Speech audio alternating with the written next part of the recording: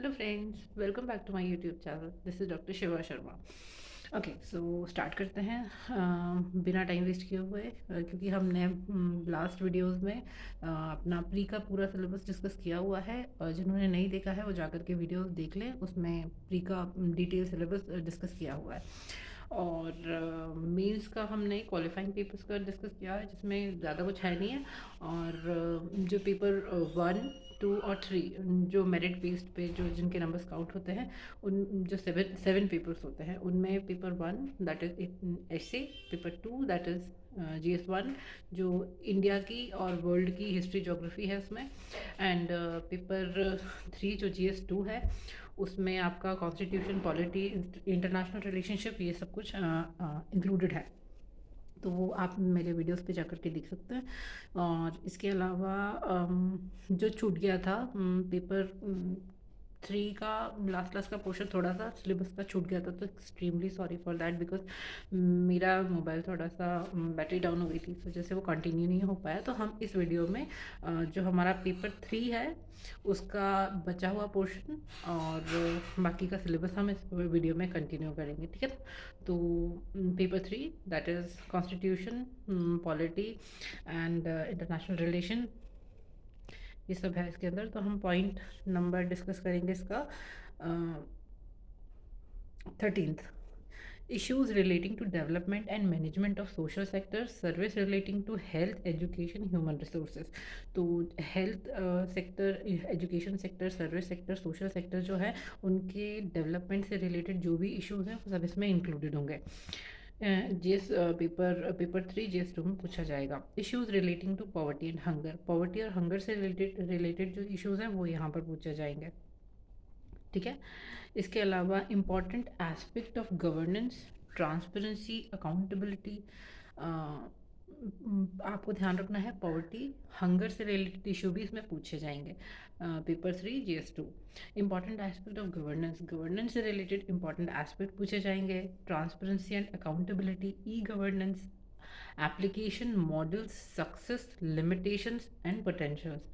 Okay, citizen charters and transparency and accountability and institutional and other measures. Okay, so ये आपको ध्यान रखना है। गवर्नेंस है, ई गवर्नेंस है, ट्रांसपेरेंसी, अकाउंटेबिलिटी, ये है बेसिकली इसका जो मेनली सिलेबस है।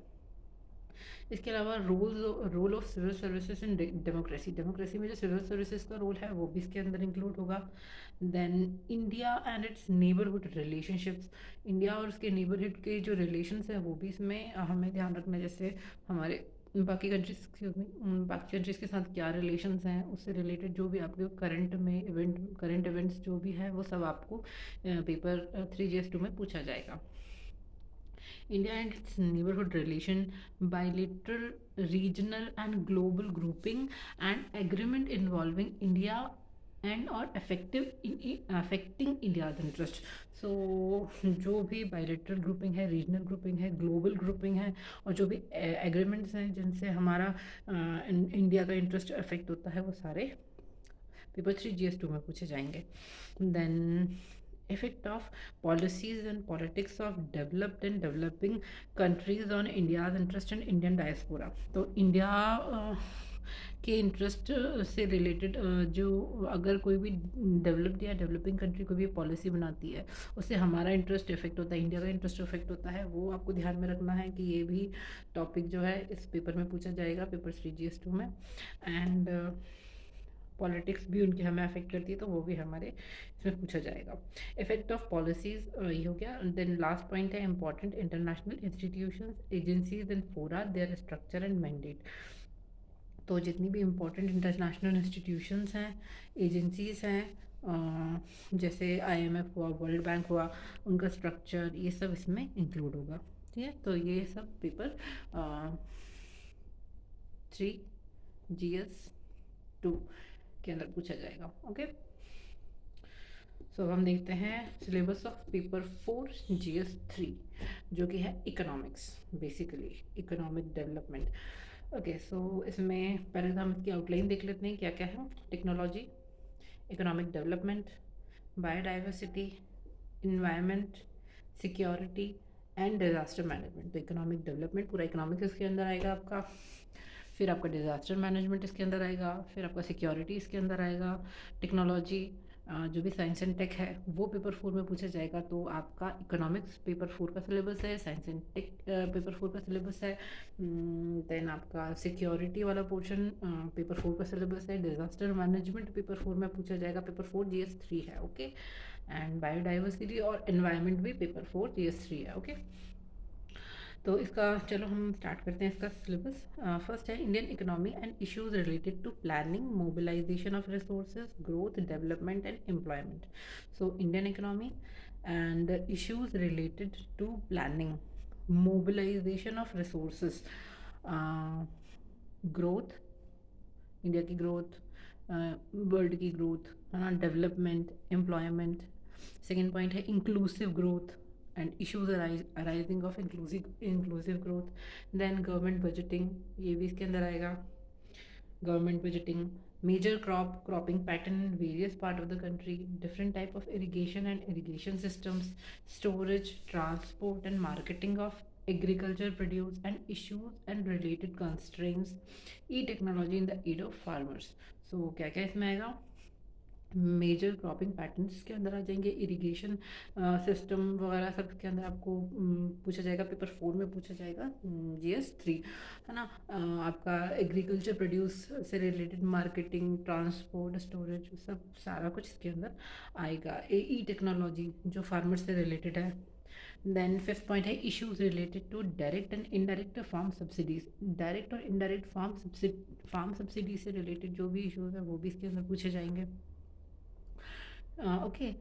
एंड मिनिमम सपोर्ट प्राइस के बारे में, जो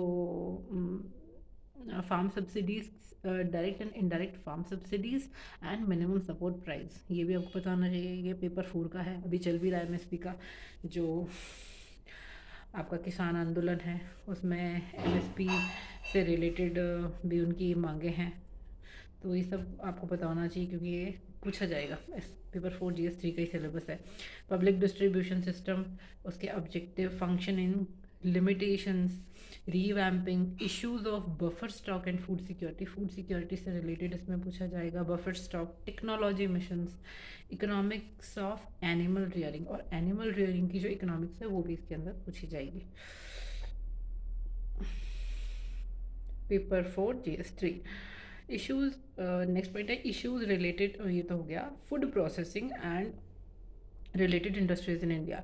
इन फूड प्रोसेसिंग के बारे में पूछा जाएगा और उससे रिलेटेड जो इंडस्ट्रीज़ हैं उनके बारे में भी इसमें हम पेपर 4 GS 3 में पूछा जाएगा। Food industry means food processing से related, and related industries in India, scope and significance, location, upstream and downstream requirement, supply chain management. So ये चीज़ जो है food processing and related industries in India, India scope and significance, location, upstream and downstream requirement and supply chain management.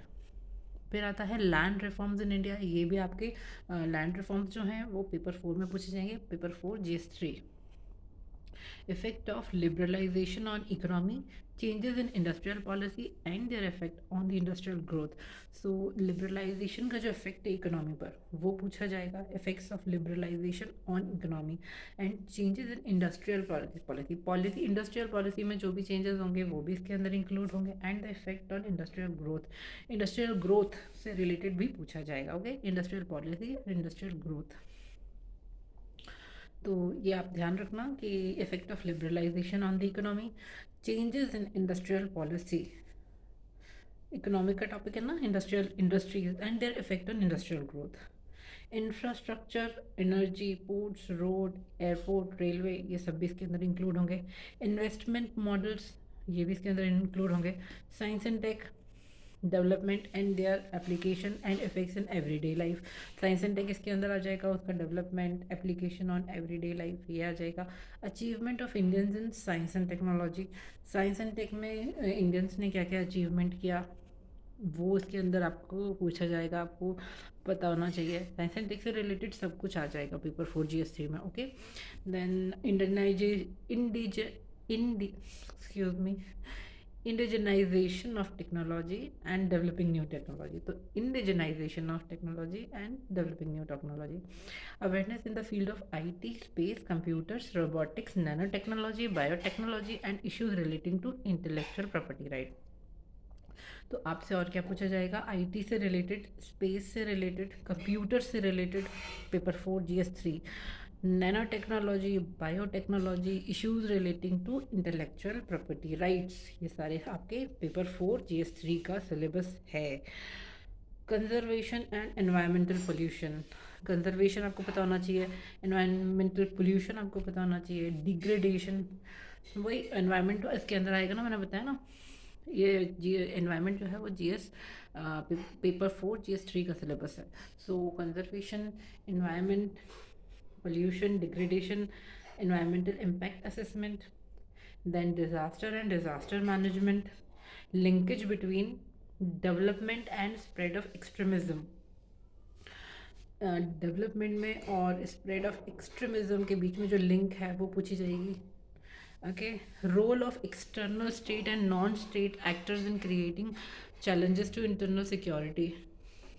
तो ये topic ध्यान रखना आप, linkage between development and spread of extremism. एक होता है डेवलपमेंट और एक होता है एक्सट्रीमिज्म का स्प्रेड होना, उन दोनों के बीच में जो लिंकेज है वो भी जो है पेपर 4 GS3 का पार्ट है। Role of external state and non state actor in creating challenges to internal security. External state and non state actors, उनका role in creating challenges to internal security. तो हमारी इंटरनल सिक्योरिटी के बारे में, क्योंकि security जो है वो भी पेपर 4 GS3 का सिलेबस है, तो जब हम ये पढ़ेंगे तो सिक्योरिटी के बारे में हमें पता होना चाहिए कि जो एक्सटर्नल स्टेट और नॉन स्टेट एक्टर्स हैं वो क्या क्या हमारी इंटरनल सिक्योरिटी को किस तरह से वो इफ़ेक्ट कर सकते हैं। ये पेपर 4 GS3 का सिलेबस के अंदर पूछा जाएगा। Then challenges to internal security through communication network, communication network से रिलेटेड है, वो पेपर 4 का है।